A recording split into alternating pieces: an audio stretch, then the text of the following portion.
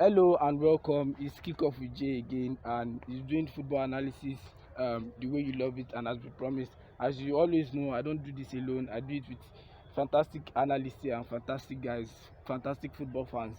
And the first person I'll be starting with is the usual face we have on the show, and is Demola. Demola, welcome to the show. Yeah, it's an honor to be here back again. Actually, I missed the last show. It was such a pain. I was pained. Okay. Nice to have you here. And we have somebody making his debut on our show, Ayomide. Ayomide, welcome. Thank you very much. It's nice to have you here. How do you feel doing football, talking football analysis and the rest? I feel fantastic and it's awesome. Okay, so we go straight into the matter of the day, and the first club we'll be talking about here is Manchester United, and they had another dismal performance in the Premier League where they drew against Burnley. So, what do we actually start from? Let's talk about the game first. Demola, do you think actually Manchester United were not good on the day, or it was just another resilient relegation threatening Burnley coming up with a little bit of surprise, just as we know in the Premier League? Okay, if we know that this is the Premier League, surprises, that was a little late because Manchester United were like killing them, pressing them. The only problem with them in that first half, like they were just misfiring. They were like their usual Manchester United self. They tapped too much, they tap. They tried, they lost a lot of balls, but that chance that they created, it was not enough. Even if it was enough for them, because Man, you don't create a lot of chances, They couldn't finish it off. Like they were misfiring. Okay. But actually, I saw Sancho bring up to his best. I thought he's on form recently, but the Manchester United squad are not backing up that excellence. That's form. Okay. As I said, Ayomide, always good to have you here. Manchester United, Burnley. Demola said they were a bit good, and they were good on the day, but maybe they were unable to cross the line. What do you think about the game generally? Looking at the game generally, what I think is that, like you said, Burnley were resilient, and I think the match is just the misfiring and stuff, and I think the defense, especially Maguire, to be precise, like he was off the game. He was off the game, and they are even affecting the performance of the game. Especially because they are even preparing player of the month. Yes, from having clean sheets. Because to me, basically, I think that guy, he has been fantastic, and I think he's their best player at the moment. He has even saved Man United a lot of times, and we've known Maguire to lose concentration in games. As the club captain, this should not be coming from him very, very much. What do you think about it? Is he Maguire? This is the most expensive Premier League English defender in the Premier League. So, what do you actually think? Because I don't know, for a captain in a very big club like Manchester United, these performances are not something to write home about. I think Maguire at recent moments now is, when he first bought him there, I said like this guy is kind of like a waste, because mine didn't actually needed a big name too much in their defense. They needed someone that would actually cement a place for them at the back. I think Maguire is just another like Malangsa. Maguire is Malangsa right now at the moment, but even Malangsa actually has more consistency in that defense than Maguire. He actually loses focus a lot. Like, how can he mark his own defender and actually cause the goal 100%? Like, it was the main cause of that goal. But I think Ragnick has a role to play in is him bringing back a form. Okay. Manchester United again, and let's take a look at it. They've been in hunt for top 4, and this performance against Burnley isn't something to write home about, as I said earlier. Ayomide, do you think they can actually make this top 4, given they've crashed out of the FA Cup?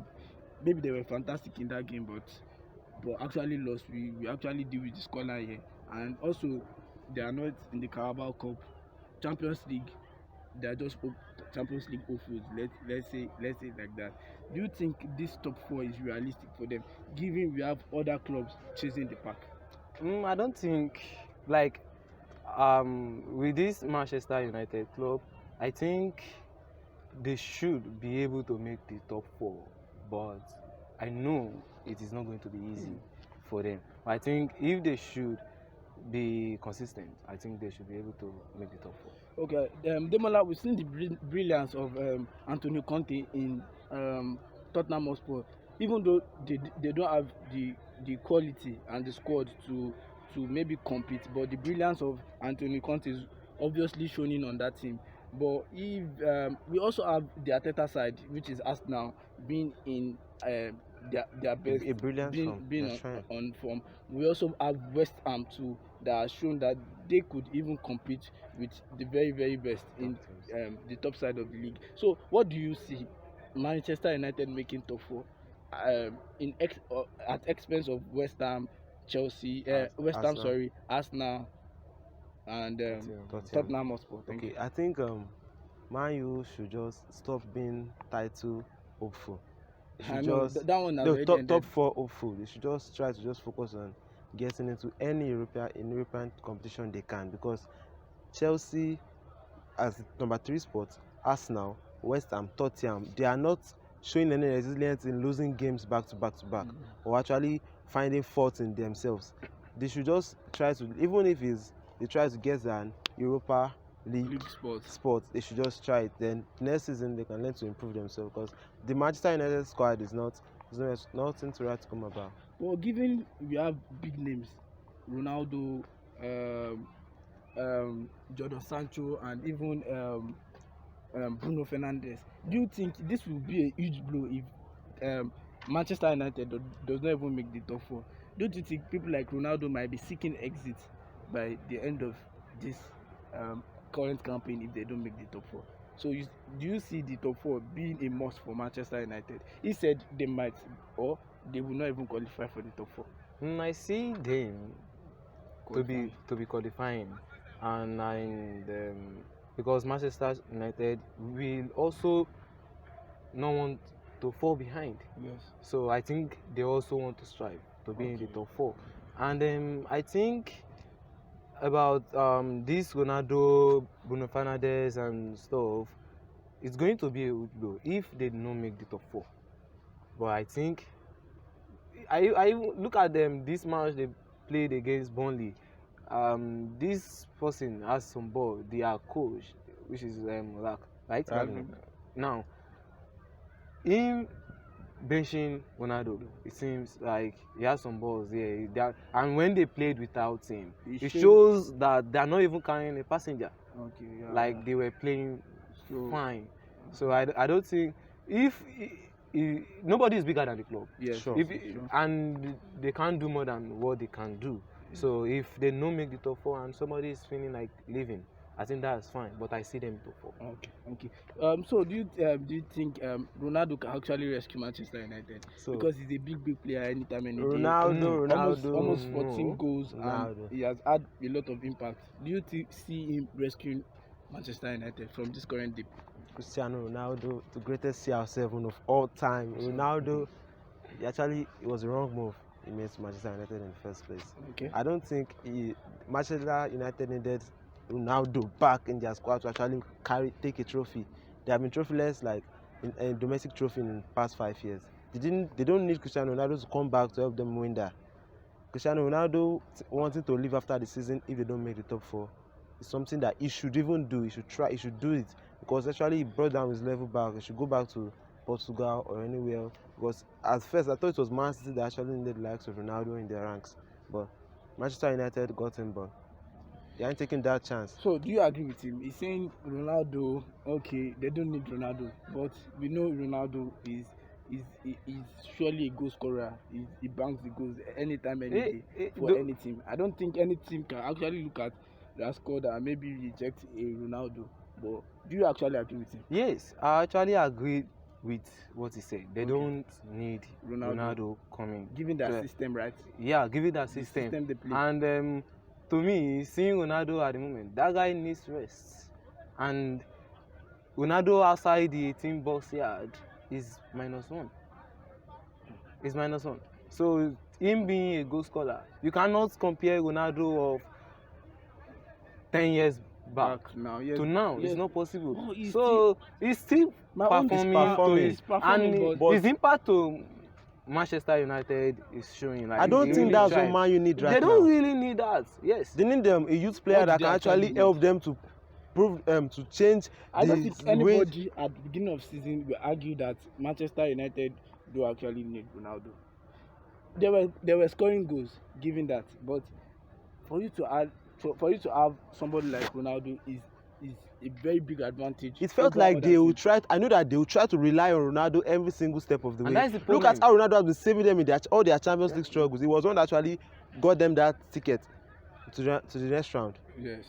Like they didn't need someone like that. They need to rely on all the team, not just Cristiano Ronaldo right now. I don't think they actually needed Cristiano Ronaldo at that you transfer actually agree window. with him, right? Yes, I agree with you. Okay. So let's look at it generally. This will be the last part to be taken. Is Ragnick at fault for all these performances, or what do you see is the main issue with this squad? I think Ralph Ragnick he has been excellent with his gang pressing.